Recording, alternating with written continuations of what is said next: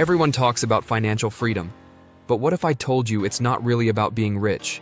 It's about not having to trade your time for money anymore. It's about waking up and realizing your day actually belongs to you, that you can decide what matters most, not your boss, not your bills, not your schedule. When I first heard the term financial freedom, I imagined luxury, cars, vacations, that glossy version of success we see online. But the longer I lived the 9-to-5 grind, the more I realized freedom wasn't about more stuff.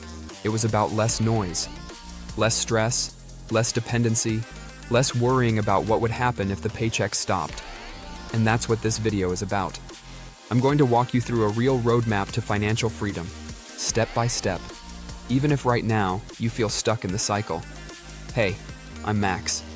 A few years back, I thought I had life figured out. Decent job, good income, nice apartment.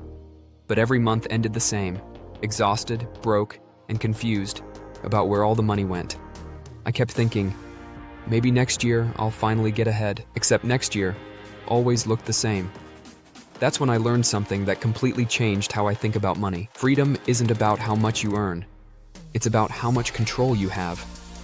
Once that clicked, everything started to shift. Stage 1. Dependency. We all start here. The stage where money controls you. You're doing everything you can, but you still feel stuck. Bills keep coming, debt piles up, and you're barely treading water. Sometimes it's paycheck to paycheck, sometimes it's credit to credit. And listen, there's no shame in it. It doesn't mean you failed. It just means you're at the beginning. Everyone starts here. The first step is awareness. Open every account, look at every balance, face the numbers. It's uncomfortable, but it's the only way to move forward. Then focus on one small win, a $1,000 emergency fund. It sounds simple, but it's your first taste of stability. That money means the next unexpected bill doesn't send you backward. I remember being stuck in this stage myself. My car broke down one Friday, and I didn't have a cent to fix it. I borrowed money, felt defeated, and swore I'd never let that happen again. That moment became my reason to start saving, no matter how small the amount. This stage isn't glamorous. It's slow. It's gritty. But it's the moment you stop ignoring the problem and start owning it. And that's where change begins. Stage 2. Self-sufficiency. This stage feels like a breath of fresh air. You're paying your own bills, maybe still carrying debt, but the training wheels are off. It's the moment you realize, I can actually do this. The focus here is consistency, staying steady month after month. Start tracking. Automate payments. Get predictable with your money. Next, attack your debt with a plan. Line up everything you owe from smallest to largest and clear them one at a time. Each balance you wipe clean builds momentum, and momentum is everything. But there's another lever here: income. Ask for that raise. Pick up a side project that uses your skills. Learn something that moves you forward. Because money coming in faster gives you breathing room, and breathing room gives you clarity. I once worked with a guy named Dave who was drowning in credit card debt. He delivered pizzas 3 nights a week for 6 months just to build his first emergency fund. He didn't love it, but that small effort changed his life. By the end of the year, he had no credit card debt and had saved 2 months of expenses. Stage 2 is the shift from surviving to progress. You're not drowning anymore. You're finally swimming. Stage 3, stability. Now things start to settle. You're not scrambling anymore. You're managing. You can pay the bills and still have a little left. You finally have time to think ahead instead of just reacting. This is where you build your foundation. 3 to 6 months of expenses saved. It's your shock absorber for life. Jobs change, cars break, people get sick. This fund makes sure none of it knocks you down. Here's the trick: automate it. Set up transfers right after payday so saving happens before spending. If you never see it, you won't miss it. And while you're here, start tracking your net worth. Not obsessively, just enough to see that the numbers are slowly turning in your favor. That visual proof keeps you going when motivation dips. At stage 3, you're not rich, but for the first time, you're safe. And that safety feels incredible. If you've ever had that moment where your fridge dies or your car needs repairs and you can handle it calmly, you know how powerful this feels. It's the first taste of real control. Stage 4. Security. Now we move from safety to control. Debt's gone, or nearly gone. Your emergency fund's full, and it's time for something bigger, your FU fund. That's 1 full year of expenses saved or invested. It's not about quitting your job. It's about knowing you could if you needed to. That single truth changes everything. You stop taking disrespect because you need the paycheck. You negotiate from confidence. You start thinking long-term. I met someone once who called this the sleep like a baby fund, because when you know you can survive a full year without a paycheck, you sleep differently. Now's the time to invest intentionally. Low-cost index funds, ETFs, or maybe a small side business. Nothing fancy, just consistent growth. If you're new to investing, learn the basics: compound interest, diversification, staying calm when markets move. Security gives you something money can't usually buy: options.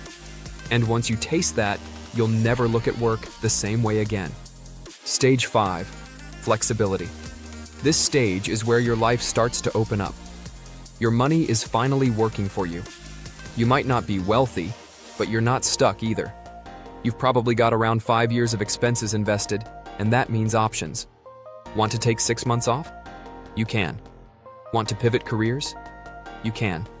You're not chained to your paycheck anymore. People call this coast-fi. You could stop contributing to investments today and still retire because compounding keeps growing your future for you. That's powerful. Day to day, life feels calmer. You check your balance out of curiosity, not anxiety. You start asking bigger questions, not how do I pay bills, but what do I actually want to do with my life? But stay cautious. This is when comfort can quietly turn into complacency. Lifestyle creep will test you. The nicer car, the bigger home. They all whisper, you've earned it, and maybe you have, but discipline protects your freedom. Stage 5 is about mastering contentment, knowing you could have more, but you don't need more to feel complete. A friend of mine hit this point and decided to go part-time so he could spend more time with his kids. He didn't earn more, but his life felt richer. That's flexibility. Stage 6. Financial independence. This is the dream for most people, when work becomes optional. Your portfolio covers your living costs through returns and passive income. In simple terms, around 10 years of expenses invested. If your life costs $80,000 a year, you've got roughly $800,000 growing for you. It's not overnight. It's the slow reward of smart habits compounded over time. But when you finally reach it, a new question appears. Now what? Because freedom without direction can feel hollow. When you no longer have to work, you need a new reason to get up in the morning. This stage is where you redefine purpose. Maybe it's travel, maybe it's mentoring, maybe it's finally building that thing you never had time for. Whatever it is, be intentional. Freedom isn't about doing nothing. It's about doing something that matters to you. Keep your habits sharp. Track your spending. Review your investments. Stay curious. Freedom takes maintenance too. Stage 6 isn't the finish line. It's the doorway to the life you actually want to live. Stage 7. Abundance. This is the top of the mountain. True financial freedom. You've reached around 25 times your annual expenses invested, and you can live off 4% a year indefinitely. Abundance doesn't look the same for everyone. For some, it's retiring early. For others, it's giving back, traveling, or building something meaningful. The key is, you decide. But abundance isn't about excess. It's about enough. It's waking up without anxiety about money. It's knowing your needs are met and your time is finally your own. And maybe the biggest surprise? The real joy isn't arriving here. It's realizing how much you've grown along the way. The patience, the discipline, the awareness, that's the true reward. At this stage, people often turn outward. They start helping others climb their own ladder. Friends, family, even strangers. That's the ultimate wealth. Impact. But before you run toward freedom too fast, ask yourself a question. Why do you actually want it? Most people say they want to quit the 9-to-5, but few can tell you why. Is it because you're burned out? Because you crave meaning? Because you want your life back? If you don't know your why, even freedom can feel empty. Freedom without purpose is just another cage. In a future episode, We'll dig deep into that. The real reason you want to quit the 9 to 5. Because once you know why you want freedom, every stage suddenly makes sense. So, yeah, those are the 7 stages, from dependency all the way to abundance. Each one takes you a little further from the grind. It's not fast or flashy, but it's real, and it works. Because the goal isn't to get rich. The goal is to live rich, in time, peace, and purpose. Financial freedom isn't about quitting your job, it's about earning the choice to. If this video helped you see your next step a little clearer, hit subscribe for more videos on money, mindset, and freedom-based living. And let me know in the comments, where are you right now on your journey to financial freedom?